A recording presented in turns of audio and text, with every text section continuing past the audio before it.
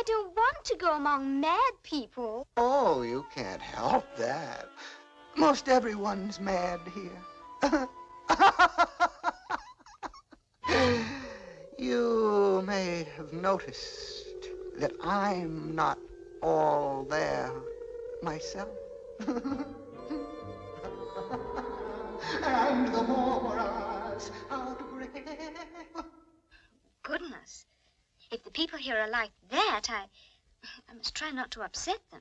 Something that is unfortunately almost universal when dealing with narcissistic personalities, and that is that they play power games. For narcissistic personalities, everything is about survival. Therefore, everything is about winning. Therefore, everything is about power and control. These personalities generally feel chronically powerless over themselves and their own lives. This is why they try to control other people. They believe other people have the power, so if they control the others, they then will have the power. This translates into feeling as though they are in control of things, which helps to create the illusion that their survival is guaranteed, their survival is assured. This is an illusion because others are not in control of the narcissist. They are in control of themselves, of course. But because they externalize their locus of control, they don't feel that way. They feel that their thoughts, feelings, actions, and choices are the result of things outside of their control, meaning they don't feel they have power over these things or over how they turn out. If they think something, it's only because somebody made them think it. If they feel something, it's only because somebody made them feel it. If they do something, it's only because somebody made them do it. There's absolutely zero consideration of the fact that their thoughts or feelings or reactions or anything else could be coming from something to do with inside of them or is being somehow influenced by things inside of them. Nope, if they feel some type of way, if they did some type of thing, if they think some type of way, that's because somebody made them do that completely 100%. This primitive infantile mentality automatically removes the burden of responsibility from them and therefore any blame, yes, but it also gives their power away to other people, creating a vicious cycle that causes them to feel even more powerless, even more controlled by other people, and to seek even more control over others in an attempt to address that feeling inside of them. To understand better what we're talking about, you can think about the times in your life when you might have said something along the lines of like, you made me do that to somebody else. In particular, pay attention to how powerless and angry you felt about believing that, how helpless and controlled by the other person it seemed like you were. As we mature, we start to understand that we are in control of our own actions and our reactions to the things that other people do. We start to achieve agency over ourselves, and we don't feel as powerless in this way anymore. This does not happen for narcissists. They continue to believe that their actions and reactions are all somebody else's responsibility as well as somebody else's fault. They believe that these things are being created inside of them by other people. If they get upset, if they become angry, if they feel triggered, if they think something you said means this certain thing, then however they react to that is not their fault because they're being controlled by the person or the event that they believe is responsible for their feelings. Instead of controlling themselves or addressing the problem within themselves in any way, in other words, they seek to control the person or the thing that they believe is responsible for, quote, making them feel or think or act the way that they are. This is a vicious cycle that feeds on and perpetuates itself because through continually seeking power over others as a means to address their inner experiences, narcissists are actually continually reinforcing to themselves that it is in fact other people who have all the power. Ironically, the more we seek power over other people, the more other people gain power over us in our own minds for this exact reason. By seeking to control others, we actually disempower ourselves. Narcissists are no different in this regard, and this is most often the dynamic we see in situations involving narcissistic people.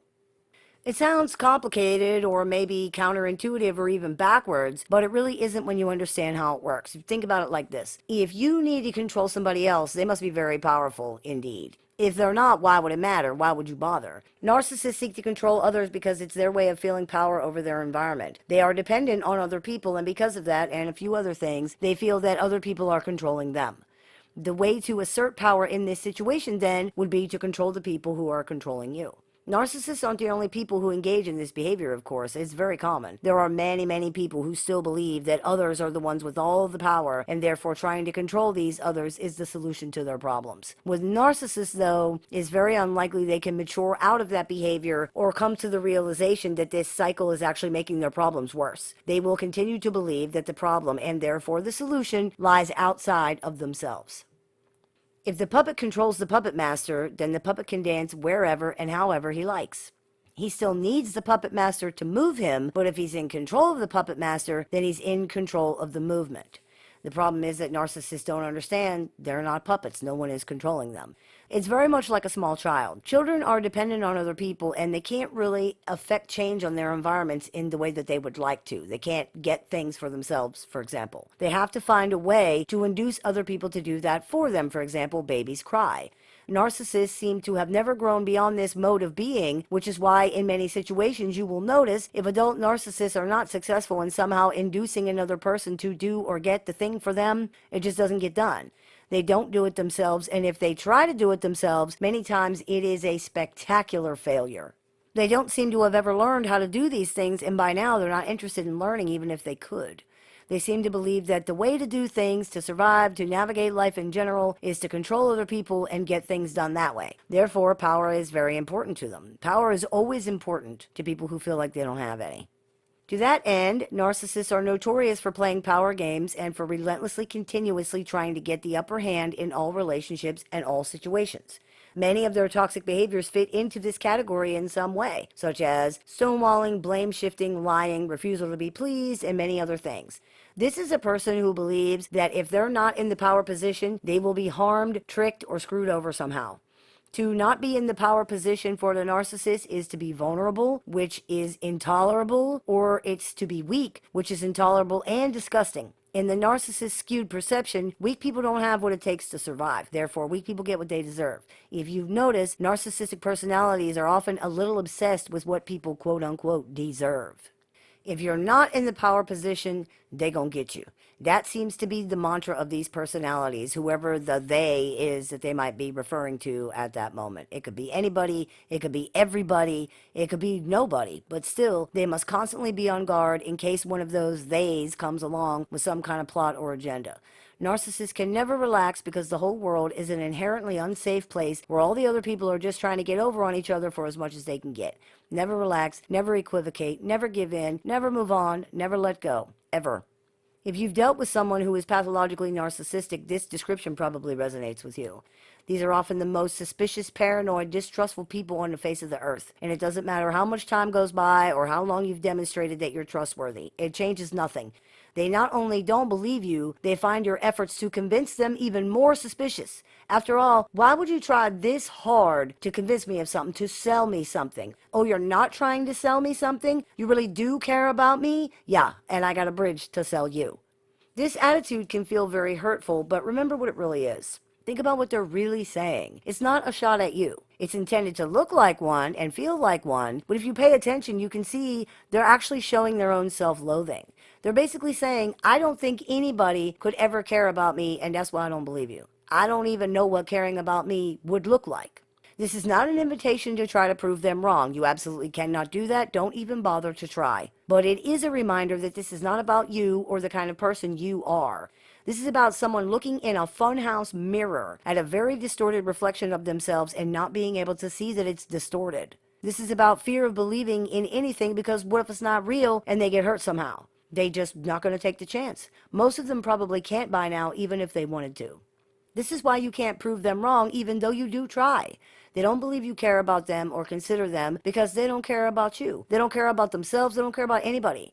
As sad as it is, all they really seem to understand is fear and shame. Caring makes no sense to them. Their main objectives in life are avoiding these two things at just about any cost. In that way, they're like everybody else who also wants to avoid negative, painful experiences. Where they're not like everyone else is in both the levels of fear and shame they're usually dealing with and in the ways that they try to avoid it.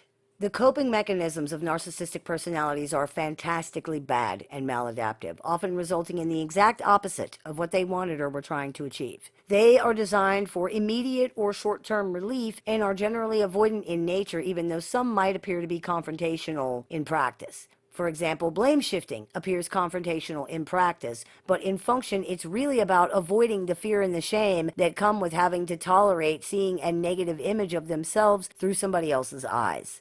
Remember, seeing themselves through the eyes of other people is the only way they can experience the reality of themselves, and the majority of their energy is focused on trying to repair and alter that image in real time, with no thought or consideration for the long-term consequences or effects of this behavior. There's no understanding at all of like, hey, screaming terrible insults and accusations at somebody for 2 hours because they asked you to put your shoes away, probably not worth the damage it's going to cause to this relationship situation or your own image in the long run. There's no understanding or consideration of that whatsoever. It's all about altering that image in front of their eyes in real time. It's important to understand that because it's one of the biggest reasons so many of them come at you so hard, and it's why they can't just let stuff go. Once they've seen that negative image of themselves through your eyes, they absolutely must change it or they can't recover from that. The only way they can do that is to force you into the bad role so they can be in the good one. It's all black and white. If you're bad, they're automatically good. If they're bad, you're automatically good. It does no good to try to reason with this, as many of you already know. It's delusional and ridiculous, but it's also just how it is. They have to swap the roles or they can't recover from the shame of seeing themselves in a negative light. It sounds stupid or maybe even like silly, but they're deadly serious about it. Swapping the roles is usually done either by blaming you somehow or by defending themselves against you. Either one of these things creates a situation where they can alleviate the shame by arguing that they're not bad, you are. This keeps them in a non-vulnerable position, the power position in their perception. In reality, all they've usually done is make problems out of nothing or made a bad situation worse. But to them, it already was a bad situation. It already was a problem because you were attacking them, or you were manipulating them, or you were attempting to exploit them somehow. Even the more overtly psychopathic narcissists who unabashedly exploit other people and claim not to be vulnerable in any way will tell you that this behavior is indeed defensive. They don't always frame it quite that way, of course, but they will generally say that the reason that they are that way is because they believe that's what everybody is doing or will do to them. Get to other people before they get you. This is a defensive position born of fear, whether they know that and whether they will admit that or not. The narcissistic personality's orientation to the world is power-based because it's fear-based. Power can become an end in and of itself, but this happens because it's also a natural means to an end. It's what they use to try to silence the crushing existential fear of not having any power, not having any control, not mattering, not being important, not being able to survive, ultimately. And this makes sense. They are dependent upon other people and they don't even exist unless other people show them to themselves. But this is important to understand also because this is what interactions with these personalities are based on. This is why, for example, they refuse to be pleased and why nothing is ever good enough for them. If they accept your gesture or your apology or your concession or your whatever as good enough, then you win. Again, this sounds very stupid, but it's the reality of the situation. If you think about your interactions with this kind of personality, you will see that that's true. They can't allow anyone to get one up on them, and refusing to be pleased is one of the ways that they do that. The worst position you can be in with a narcissist is when they have something you want, or even worse, something that you need.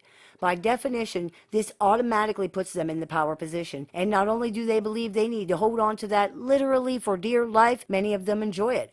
It's like when you were a little kid and you wanted your sibling to let you have a turn to use something. If they wanted to be a jerk about it, they'd be like, first say I'm the best, now say you're the worst, now kiss my feet, now do, right? This is basically an abusive adult version of the same kind of thing. The more you want or need the thing, the harder you try to get the thing, the more you ask for the thing, the more power they feel like they have. And just like little kids, they often become cruel and mean about it because empathy is a function of maturity. Narcissistic adults don't appear to consider or care about what the thing is that they are withholding, probably because it doesn't really matter. They do that with their own kids. What matters is that they have it and you want it, and giving it to you would be giving up the power position. People often think this proves that narcissists enjoy the suffering of others, and some probably do within the context of their limited understanding, but this would also imply that they somehow understand and consider the emotions of other people in their behavior, either positively or negatively, and that they can understand the real impact of their behavior on other people. The reality is that a lack of empathy precludes this. Someone either has empathy or they don't. You can't say someone has no empathy, but also say that they're using other people's emotions with any real awareness of how others actually feel. These two things just don't go together. People often talk about cold empathy or cognitive empathy, but that isn't true empathy at all. It's really just an intellectual knowledge that people have feelings, people have emotions, kind of like knowing fish have gills or cars have wheels. Narcissists seem to operate off of the reactions of others, not precisely the emotions of others, and this behavior is generally instinctual and automatic. They do what they have found works, and nobody's emotions are real to them but their own. Even their own emotions appear to be understood in a limited, disconnected way and are often denied or ignored completely. Children harass and torture each other all the time using the same tactics and behaviors that narcissists do. Children can be horrifically cruel, but it is only their own experience they understand and therefore care about in this situation, not the experience of the other child. This is not considered at all or even understood as a thing. We usually assume adult narcissists understand their own behavior and the impact of it in a way that children do not, but this assumption is only due to the fact that they're adults, not because anything about them actually implies that this is true. When people stop and think about it, they often see that there has never been any evidence of this in the narcissist that they interact with. We often just assume that everyone's in the same place with their maturity due to their age, and the reality is this is just not the case at all. We assume that other adults have the same understanding we do about things. For example, that intentionally hurtful behavior is understood by the perpetrator in the same way it's understood by the victim. It seems that for many adult narcissists, the reality is actually worse. Your experience of the situation is not even really noticed. It doesn't register or matter at all in any real way. They see your reaction, and that reinforces their feeling of power, but this should not imply any real understanding of someone's feelings. It does not imply that. And it's one of the reasons you can throw narcissists off by controlling your reactions or telegraphing false reactions. If they weren't just going by reactions, if they had any real empathy or understanding of people's feelings and their impact on other people, they'd be able to see through that. But the majority of them do not. They definitely enjoy the feeling of power created by people's reactions, though, and that is more than enough for them to continue on with their behavior. That's everything to someone who legitimately believes they have nothing of their own and no ability to create anything. Even conscious, intentional sadism is not really about hurting the other person. That's just the means that the sadist has found to their end. It's about creating the feelings of power and control in the sadist. Enjoying causing fear and pain to others is about feeling powerful, because what they actually are enjoying is the demonstration of their power through the other person's pain and fear. These things are the tangible proof of the sadist's power. It could just as easily be anything else, and for those that aren't sadists, it is. It could be being so sugary sweet and nice and wonderful that you convince people to do things for you that they don't want to do, or convincing other people to fall in love with you. It's just the means to their end. People might assume that this lets narcissists off the hook or minimize their behavior somehow, but in reality, it's an indication that they are even more dangerous than some people might think. Somebody who has even a basic understanding of the feelings of other people is likely going to have a line that they're not going to cross. Narcissists generally don't have a line precisely because this knowledge is not available to them, and it makes them very dangerous. People often have trouble accepting these things too, not because they feel that it minimizes the narcissist's responsibility, because it doesn't in any way. They understand the difference between right and wrong. But because accepting these things means accepting that they really didn't matter to the narcissist at all. Sometimes people want to believe that they were important in some way to this person, even if it's just believing they were important enough to target or to hurt. The reality is, you could have been anybody. You basically are, because they don't know you. They never have. They don't see you. This can be hard for some people to take, and it can be a very powerful blow to the human ego, but the truth is, it's not about you. It's never going to be about you. It's never been about you. Never will be.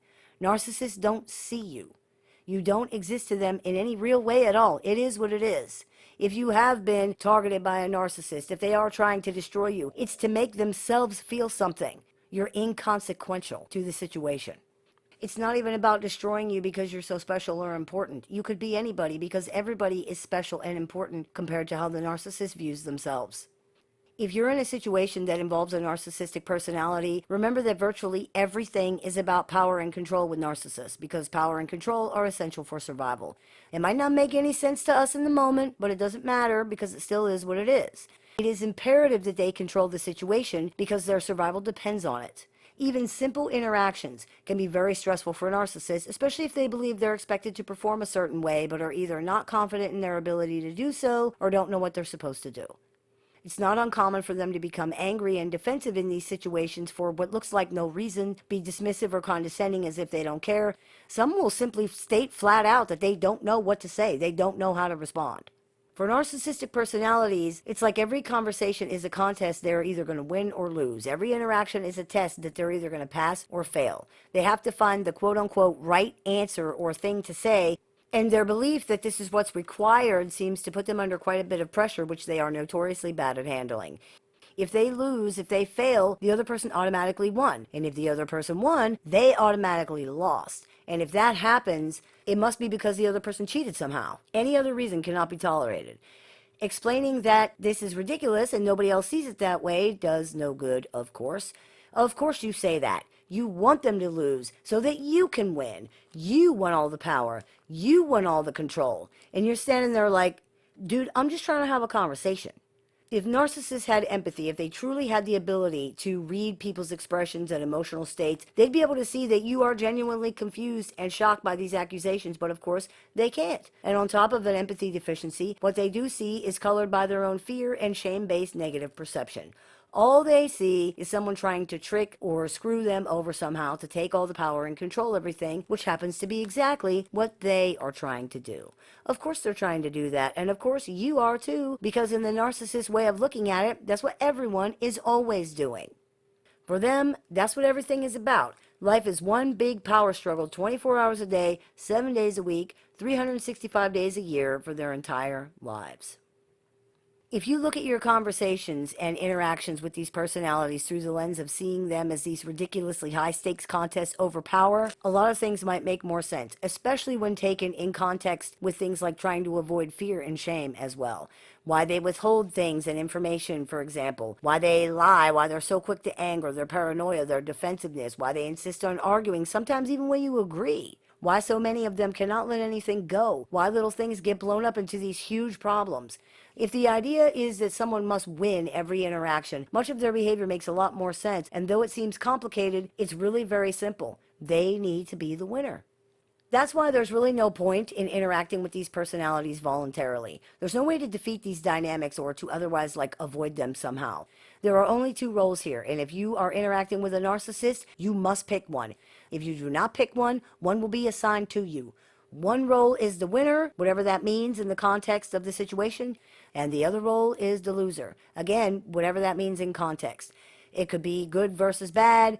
It could be smart versus stupid. It could be bully versus victim. It could be caring versus not caring. It could be hat versus no hat. It really doesn't matter because the end result is that what it really comes down to is winner versus loser, and you must be either one or the other.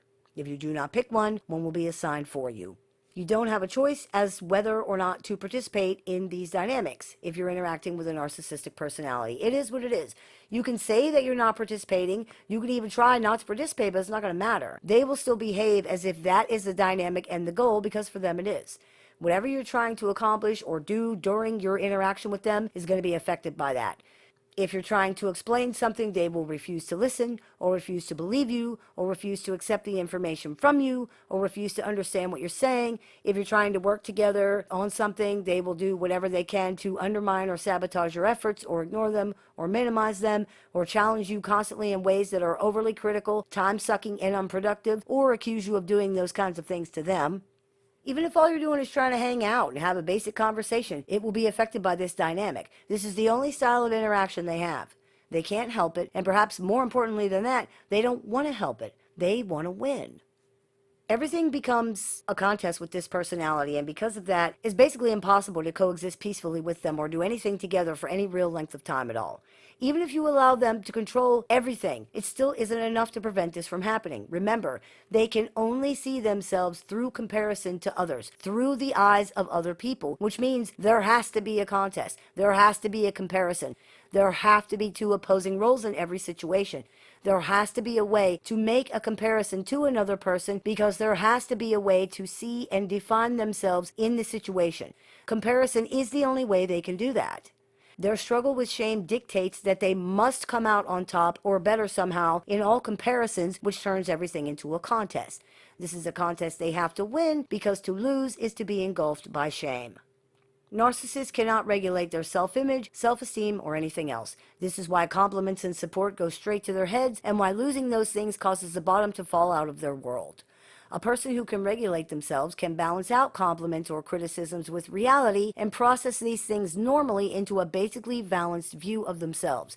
Narcissistic people cannot do that. One small criticism can destroy them. One small compliment can totally rebuild them.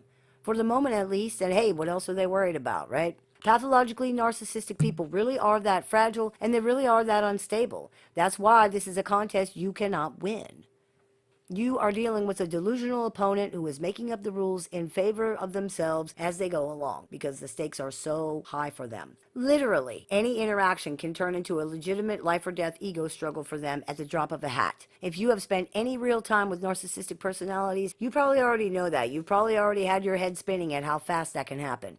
If you are dealing with a narcissistic personality, let go of the idea that things can somehow be fair or reasonable. Let go of the idea that one day they will realize that they can trust you. Let go of the idea that one day this person will not take everything you say wrong, that they will stop making these ridiculous comparisons or saying that you are the one making the ridiculous comparisons. Let go of the idea that one day they will suddenly stabilize and become capable of dealing with anything in a rational way. Let go of the idea that you can have any kind of consistent normal interaction with this person. Because if they are truly pathologically narcissistic, you can't. And that's just how it is. The sooner you can accept that, the sooner you can stop stressing yourself out over trying to have normal interactions with them and always failing. Your good intentions will always be defeated by the narcissist's inability to understand them.